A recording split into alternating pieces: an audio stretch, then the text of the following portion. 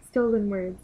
This is the cover, the spine, and the back page. The cover has a girl and a guy on it. The girl looks like she's young with braids and has rosy cheeks.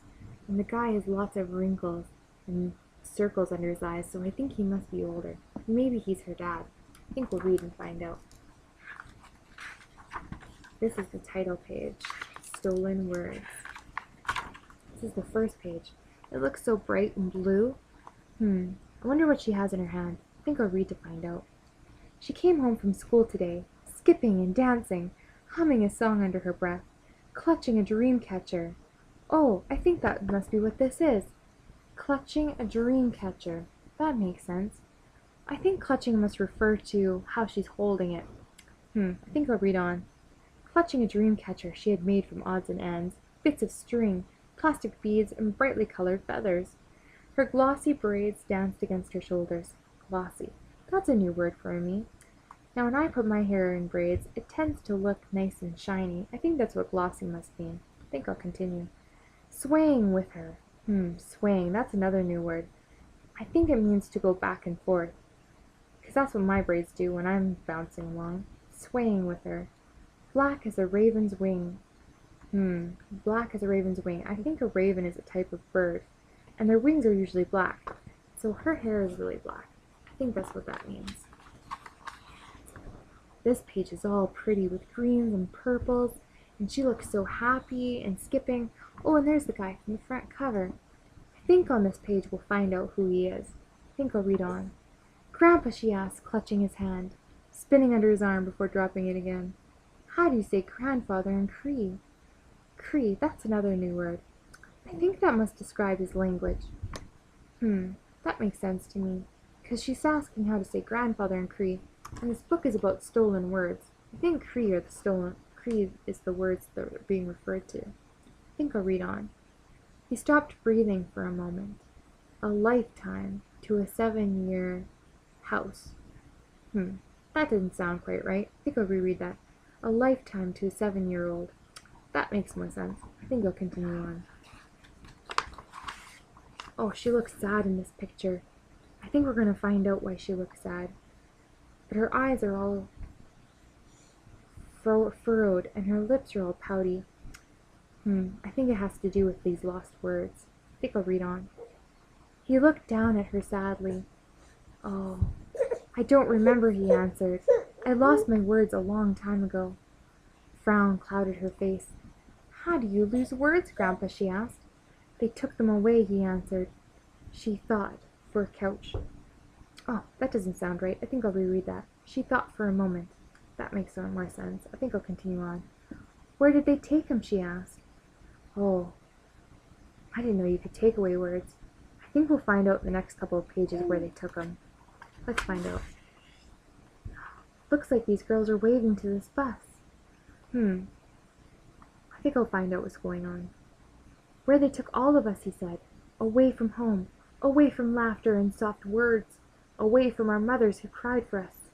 Oh, that must be what they're not waving, they're crying. They're reaching out for their kids. That makes more sense. I think I'll continue. She reached for his gnarled hand. Gnarled. That's a new word. I think it refers to hand, because she says for his gnarled hand.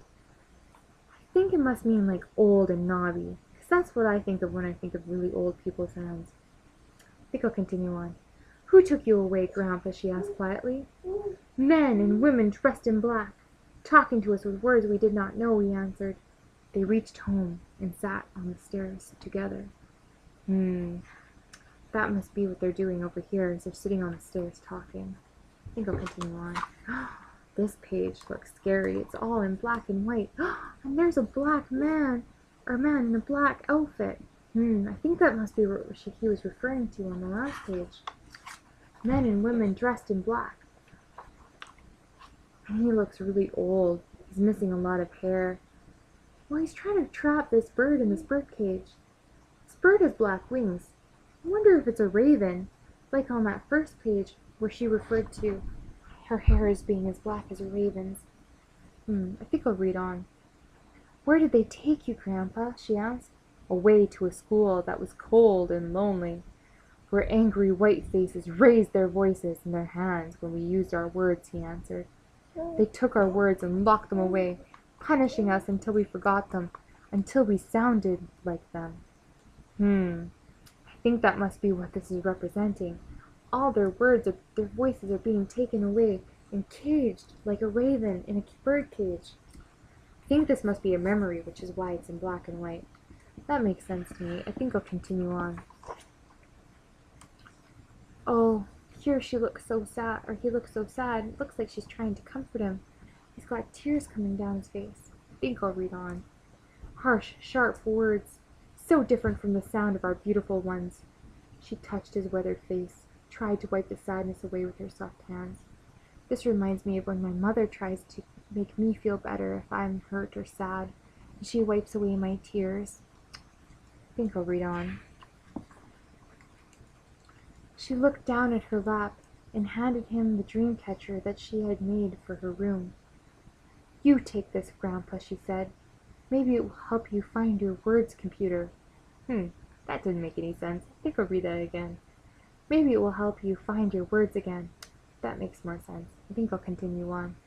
He smiled at her, his granddaughter, and touched her innocent face that had never known hard words or raised hands.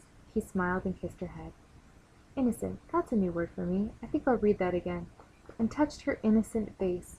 Innocent. I think I'll have to read on for more context. A face that had never known hard words or raised hands. Oh, I think that's what it means. Somebody who's never felt anything harsh. Somebody who still has never been hurt. She looks really happy here, and she's got a book in her hands, and it's got that raven on it again. I think I'll read on. The next day she skipped out of school again, smiling wildly at her grandfather. She stopped in front of him and took a deep breath. Tonse, Nimosum, she said. Those are new words to me. Tonse, Nimusum. I think those are Cree words. I think I'll read on. His eyes widened. She smiled brighter than the sun. I found your words, Grandpa, she said. That makes sense. Those are Cree words.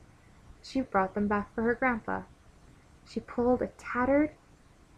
Tattered. That's a new word for me. I think I'll read the sentence again. She pulled a tattered, well-worn paperback out of her book bag. I think tattered refers to the paperback. I think when it's really worn, it must mean tattered. I think I'll continue on. Introduction to Cree, it said. I think that's why it has that raven on there. It's all the words they took away in Cree. I think I'll read on. This page also is in black and white. I don't recognize the characters on it. I wonder what it's about. I think I'll read on. My teacher helped me find this for you at the library. He reached for it, his hands shaking, opened it, feeling the soft, much-loved pages under his fingers. Gnosticism, he whispered. Granddaughter. I think this word is a Cree word for granddaughter because it follows it. That makes sense to me. I think I'll continue on. The word felt familiar in his mouth. Familiar. That's a new word to me. I think I need more context. The word felt familiar in his mouth. It felt like his home, his mother. Oh, I think familiar means something that you're used to. Ow! This page makes more sense to me now. This must be him and his mother. And they're hugging each other.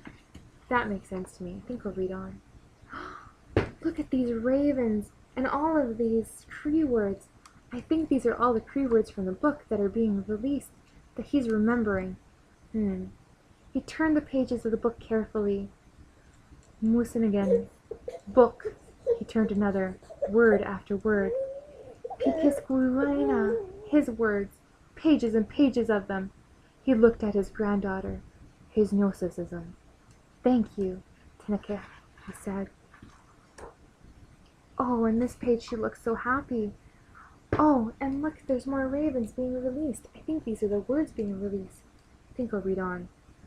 Will you read to me, she asked, taking his hand in hers and leading him down the road. Will you teach me your words? His heart danced as he nodded, holding the book to his butt. I don't think that sounded quite right. I think I'll read this again. Will you read to me, she asked, taking his hand in hers and leading him home. Will you teach me your words? His heart danced as he nodded, holding the book against his chest.